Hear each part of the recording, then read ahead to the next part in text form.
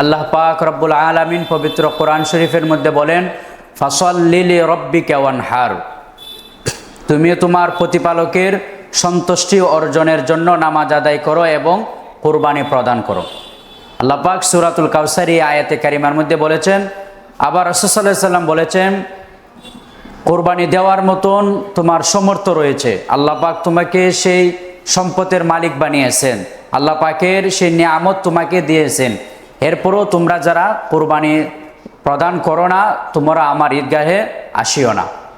রাসূল সাল্লাল্লাহু আলাইহি ওয়াসাল্লাম যেই জায়গাতে ঈদগাহে না আসার জন্য, ঈদের জন্য বলেছেন, নিশ্চয়ই আমি যদি মালিক নেশাব পরিমাণ সম্পদের মালিক হওয়ার পরেও আল্লাহ রাস্তায় এই কুরবানি যদি আমরা না যাই, তাহলে আমরা পরকালে আমরা কিন্তু গ্রেফতার হয়ে যাব।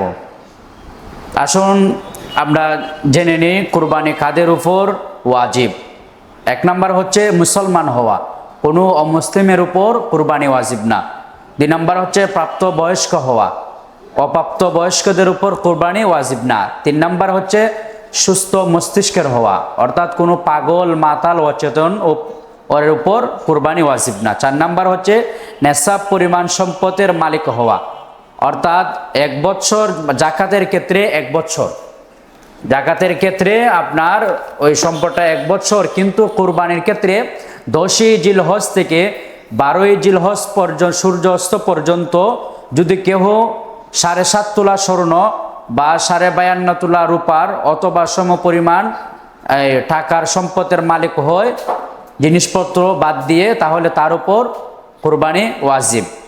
5 নম্বর হচ্ছে মুকিম হওয়া, কোনো মুসাফিরের উপর না। 6 নম্বর হচ্ছে স্বাধীন হওয়া, কোনো দাস গোলাম তাদের উপর কুরবানি ওয়াজিব না।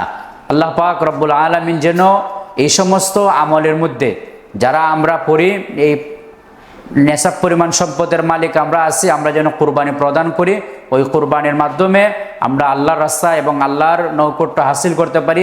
আল্লাহ পাক রব্বুল আলামিন যেন আমাদের সকলকেই সেই সঠিক বুঝ এবং জ্ঞান দান করেন।